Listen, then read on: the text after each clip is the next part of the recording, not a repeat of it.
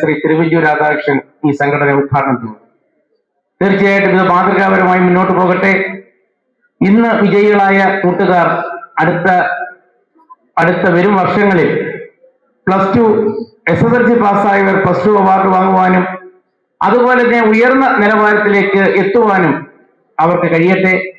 ഇതൊക്കെ പഠിച്ച് നിങ്ങൾ ഉയരുമ്പോൾ ഈ രാജ്യത്തിനോടും ഈ നാട്ടിനോടും ഈ പ്രദേശത്തിനോടും സ്നേഹമുള്ളവരായി നമ്മുടെ നാടും രാജ്യവും നമ്മുടേതാണ് എന്ന് വ്യക്തമാക്കിക്കൊണ്ടുള്ള മൂല്യങ്ങൾ ഉയർത്തിക്കൊണ്ട് മുന്നോട്ട് പോകുവാൻ നിങ്ങൾക്ക് കഴിയട്ടെ. അതിന് മാത്രം ആശംസിച്ചുകൊണ്ട് ഞാൻ അവസാനിപ്പിക്കുന്നു. ജയ് ഭാരത്. മുഴക്കിയ ഏറെ പ്രിയങ്കരനായ അഡ്വക്കേറ്റ് വിഷ്ണു മോഹൻ MLA സ്നേഹാദരപൂർവ്വം ക്ഷണിച്ചുകൊള്ളുന്നു. ഇപ്പോഴും നമുക്കെല്ലാം ഈ തലമുറയ്ക്ക് ഒരു മുഖ്യമന്ത്രിയായി ശ്രീ ഉമ്മൻചാണ്ടി ഇന്നും നമ്മുടെയൊക്കെ മനസ്സിൽ ജീവിച്ചിരിക്കണമെങ്കിൽ എന്തോ ചില പ്രത്യേകതകൾ ശ്രീ ഉമ്മൻചാണ്ടിക്ക് ഉണ്ടായിരുന്നുണ്ട്. പ്രദാനം ചെയ്ത പ്രസ്ഥാനത്തിൻ്റെതല്ലാത്തവർ പോലും കടന്നു വന്ന് അദ്ദേഹത്തെ ഓർമ്മകൾക്ക് മുന്നിൽ പുഷ്പങ്ങൾ അർപ്പിച്ച് കടന്നുപോയിക്കൊണ്ടേയിരിക്കുകയാണ്. പ്രിയപ്പെട്ട കൂട്ടുകാരെ, നിങ്ങളൊന്ന് ഓർത്തു നോക്കൂ. ഉമ്മൻചാണ്ടിയുടെ ഒരു അനുസ്മരണ ദിവസത്തിൽ, അദ്ദേഹത്തിന്റെ ഓർമ്മ ദിവസത്തിൽ അദ്ദേഹത്തിന്റെ സ്മൃതി കുടീരത്തിൽ പൂക്കൾ അർപ്പിക്കുന്നത് നമുക്ക് മനസ്സിലാക്കാം. പക്ഷെ ഇപ്പോഴത്തെ ഈ പ്രസംഗിച്ചുകൊണ്ട് നിങ്ങളൊക്കെ ഈ അവാർഡ് വാങ്ങാനിരിക്കുന്നില്ലേ? ഈ സമയത്ത് പോലും ഉമ്മൻചാണ്ടിയുടെ സ്മൃതി കുടീരത്തിൽ പൂക്കൾ അർപ്പിച്ച് ആൾക്കാർ പ്രാർത്ഥിക്കുകയോ അല്ലെങ്കിൽ ഓർമ്മകൾ പുതുക്കുകയോ കടന്നു പോകുന്നത് എന്തുകൊണ്ടാണ്? ഞാൻ ഈ കഥ അല്ലെങ്കിൽ ഇതിന്റെ യാഥാർത്ഥ്യം നിങ്ങളുമായി പങ്കുവയ്ക്കുന്നത് എന്തിനാണെന്ന് ചോദിച്ചാൽ, ഉമ്മൻചാണ്ടിയുടെ മഹത്വം നിങ്ങളെ ബോധ്യപ്പെടുത്തുന്നതിനോ നിങ്ങളുടെ അറിവിലേക്ക് കൊണ്ടുവരുന്നതിനോ അല്ല. നിങ്ങൾ ഇന്ന് ഈ നാട്ടിൽ നിന്നുകൊണ്ട് ഏറ്റവും വിജയത്തിളക്കം, നക്ഷത്ര തിളക്കം നേടിയവരാണ്. A ക്ലാസ് വിജയം നേടിയവരാണ് എന്റെ മുമ്പിലിരിക്കുന്ന എന്റെ പ്രിയപ്പെട്ട കൂട്ടുകാർ.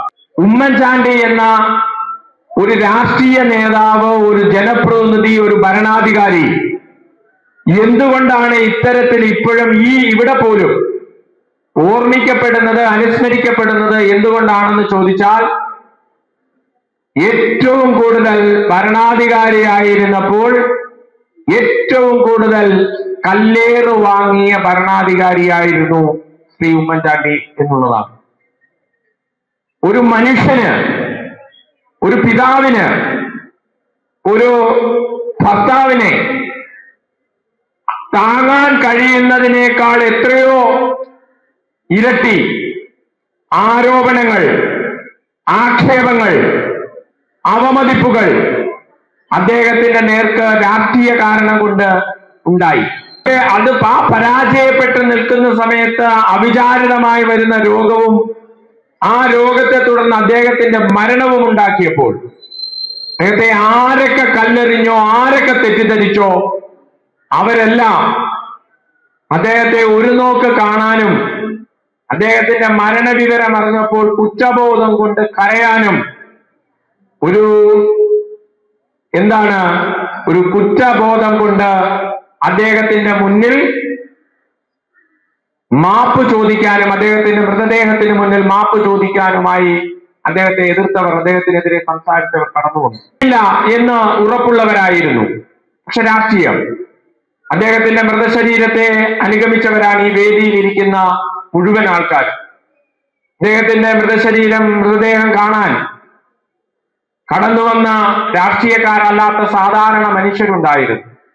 അദ്ദേഹം പ്രതിദാനം ചെയ്ത മണ്ഡലത്തിൽ നിന്നല്ല, കേരളത്തിന്റെ അങ്ങേയറ്റത്തു നിന്ന് അദ്ദേഹത്തിന്റെ മൃതശരീരം കാണാൻ കടന്നു വന്ന അമ്മമാർ, ഉമ്മമാർ, കൊച്ചുകുട്ടികൾ കരഞ്ഞുകൊണ്ട് ചെവി കേൾക്കാൻ വയ്യാത്ത ഉമ്മൻചാണ്ടി മുഖ്യമന്ത്രി ആയിരുന്നപ്പോൾ ശ്രുതി തരംഗത്തിൽ കൊടുത്ത മിഷൻ ചെവിയിൽ ഘടിപ്പിച്ചുകൊണ്ട് എത്രയെത്ര മനുഷ്യർ കടന്നു വന്ന ആ ഭരണാധികാരികൾക്ക് കേരളത്തിന്റെ ഒരു മുഖ്യമന്ത്രിക്ക് നൽകാത്ത അന്തിമോപചാരം അർപ്പിച്ച് കേരളം യാത്രയാക്കി ഇത്ര നാൾ കഴിഞ്ഞ് ഇന്ന് ഇവിടെ നമ്മൾ അദ്ദേഹത്തെ വീണ്ടും ഓർത്തെടുക്കുമ്പോൾ അദ്ദേഹത്തിന്റെ സ്മൃതി കുടീരത്തിൽ എഴുതിയ വാക്കുകളാണ് നിങ്ങളുടെ മുന്നിൽ എനിക്ക് ഓർമ്മിപ്പിക്കാനുള്ളത്. സത്യത്തിൽ അദ്ദേഹം നീതിമാനായിരുന്നു. അവിടെ അദ്ദേഹത്തിന്റെ സ്മൃതി കുടീരത്തിൽ ചെന്ന് കണ്ടാൽ അവിടെ ആ ശവക്കല്ലറയിൽ എഴുതി വെച്ചിരിക്കുന്നത് ഇദ്ദേഹം സത്യത്തിൽ ഇദ്ദേഹം നീതിമാനായിരുന്നു. അദ്ദേഹം നിങ്ങൾ എന്തായിരിക്കണം? നീതി ആരോടാ അവിടെ ചോദിച്ചേ? കോളടുത്ത് ചോദിച്ചേ, അയാളടുത്ത്. ആദ്യം നമ്മളെ നീതി പുലർത്തേണ്ടത് ആരോടാ? അവിടെ സംസാരിച്ചുകൊണ്ടിരുന്നോണ്ട് ചോദിച്ചേ. നമ്മൾ ആദ്യം നീതി പുലർത്തേണ്ടുന്നത് ആരോടാ? നിങ്ങളോട്. നിങ്ങൾക്ക് എങ്ങനെ നീതി പുലർത്താൻ കഴിയുമോ അതിന്റെ അടിസ്ഥാനത്തിലാണ് ഇനി കഴിയുകയുള്ളൂ എന്ന ഒരു വലിയ ബോധം നമ്മുടെ മുന്നിൽ കാണിച്ചു തന്ന ഒരു ഭരണാധികാരിയുടെ ഓർമ്മകളെ അയവിറക്കിക്കൊണ്ടാണ് നിങ്ങൾ ഈ സമ്മാനങ്ങൾ വാങ്ങാൻ പോകുന്നത്, അല്ലെങ്കിൽ ഈ ആദരവ് വാങ്ങാൻ പോകുന്നത്. അപ്പോൾ നിങ്ങൾക്ക് എങ്ങനെയാണ് നീതി എന്ന് പറഞ്ഞാൽ എന്താണ് നീതി എന്ന് പറഞ്ഞാൽ? നീതി ബോധം എന്ന് പറഞ്ഞാൽ എന്താണ്? നീതി എന്ന് പറഞ്ഞാൽ അതിന്റെ നമ്മുടെ രാജ്യത്ത് അത് അനുഭവിക്കുമ്പോഴാണ് നീതി അവിടെ പൂർണ്ണമാകുന്നത്, അല്ലെങ്കിൽ നീതി നമുക്ക് അനുഭവിക്കാൻ കഴിയുന്നത്. ഞാൻ പറഞ്ഞു വന്നതാണ്, നിങ്ങളുടെ പഠനത്തിൽ, നിങ്ങളുടെ ജീവിതത്തിൽ, നിങ്ങളുടെ വിജയത്തിൽ നിങ്ങൾക്ക് നീതി പുലർത്തിയാൽ മാത്രമേ നിങ്ങൾക്ക് ജീവിതത്തിൽ മറ്റുള്ളവരോട്, ഞാൻ നേരത്തെ പറഞ്ഞ രക്ഷകർത്താക്കളോട്, അധ്യാപകരോട്, സമൂഹത്തിനോട്, കുടുംബത്തിനോടൊക്കെ നീതി പുലർത്താൻ കഴിയുകയുള്ളൂ. നമ്മുടെ മുന്നോട്ടുള്ള യാത്രയിൽ, മുന്നോട്ടുള്ള വളർച്ചയിൽ കൂടുതൽ കരുത്തോടെ, കൂടുതൽ ശക്തിയോടെ മുന്നോട്ട് പോകാനുള്ള നിങ്ങൾക്ക് കരുത്തുണ്ടാകട്ടെ എന്ന് സർവശക്തനായ ഈശ്വരനോട് പ്രാർത്ഥിച്ചുകൊണ്ട് എല്ലാവർക്കും നന്മ നേർന്നുകൊണ്ട് എന്റെ ചെറിയ സംസാരം അവസാനിപ്പിക്കുന്നു. പതിറ്റാണ്ട് കാലമായി പൊതുപ്രവർത്തന രംഗത്ത് ഞങ്ങൾക്ക് മുമ്പേ നടന്നു ചെന്ന് KSUവിന്റെയും യൂത്ത് കോൺഗ്രസിന്റെയും ഒക്കെ ഭാരവാഹിയായിരുന്നതിന് ശേഷവും യൂത്ത് കോൺഗ്രസ് ഭാരവാഹിയായി ഇരിക്കുന്ന കാലഘട്ടത്തിൽ മയ്യനാട് ഗ്രാമപഞ്ചായത്തിന്റെ അംഗമായി തെരഞ്ഞെടുക്കപ്പെട്ട് സുസ്ഥിരമായ സേവനം കാഴ്ചവെച്ചതിന്റെ അടിസ്ഥാനത്തിൽ ചരിത്രമുറങ്ങുന്ന മയ്യനാട് ഗ്രാമപഞ്ചായത്തിന്റെ അധ്യക്ഷനായി ഇപ്പോൾ മയ്യനാട് ഗ്രാമപഞ്ചായത്ത് പ്രസിഡന്റായിരിക്കുന്ന ഏറെ പ്രിയപ്പെട്ട ജ്യേഷ്ഠ സഹോദരൻ മുഹമ്മദ് റാഫി അവർകളാണ് ഈ വർഷത്തെ ജനസേവ പുരസ്കാരത്തിന് അർഹനായിരിക്കുന്നത്. ഈ പുരസ്കാരം ഏറ്റുവാങ്ങുന്നതിനായി ശ്രീ മുഹമ്മദ് റാഫിയും പുരസ്കാരം സമ്മാനിക്കുന്നതിനായി ബഹുമാനപ്പെട്ട MLAയും സ്നേഹാദരപൂർവ്വം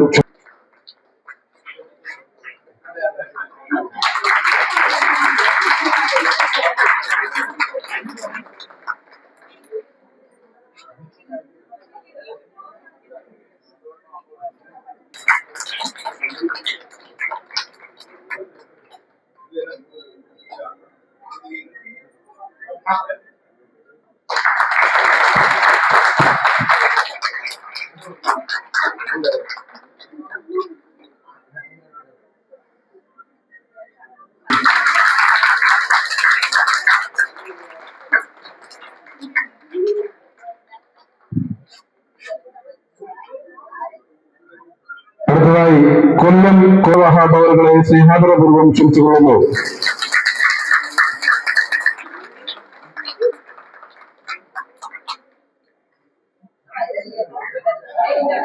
അടുത്തതായി സ്വാഗതം ചെയ്തുകൊള്ളുന്നു.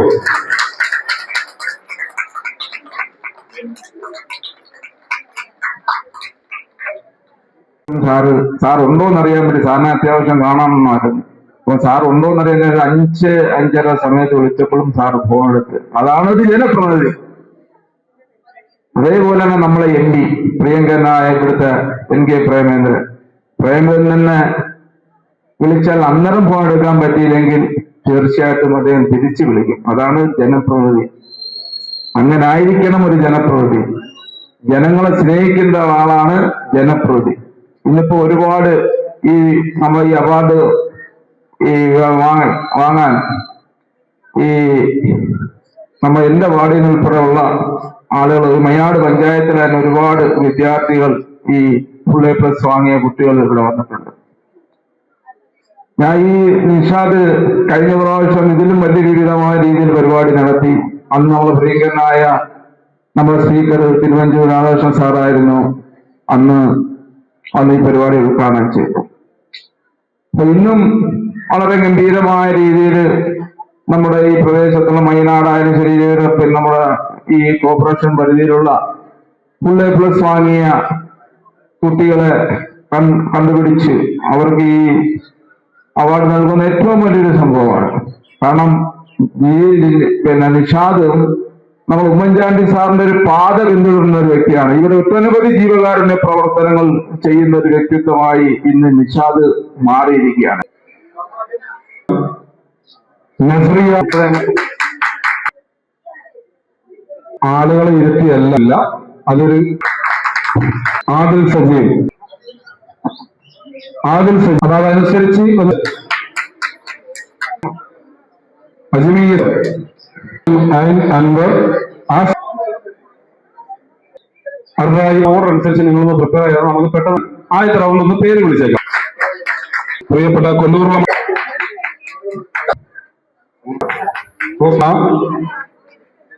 Diyan Najeem,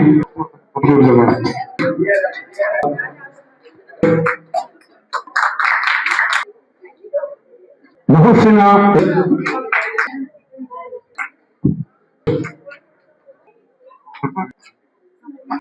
Zainaba S R S ശ്രീന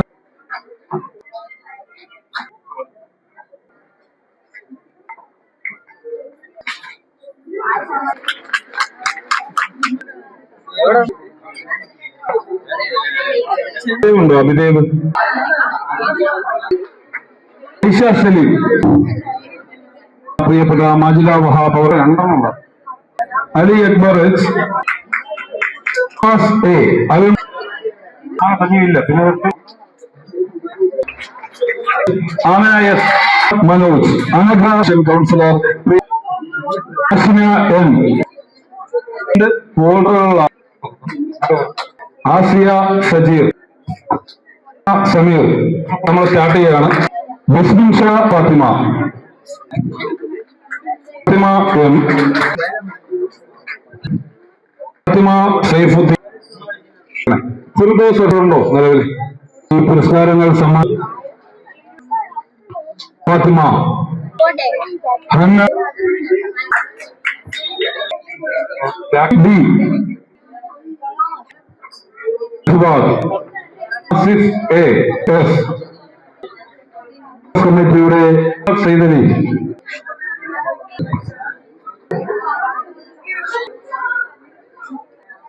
നന്ദൻ റഹന റിയാസ്,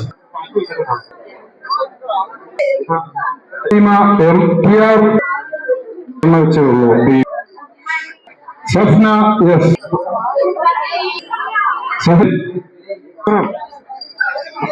സ്നേഹാദര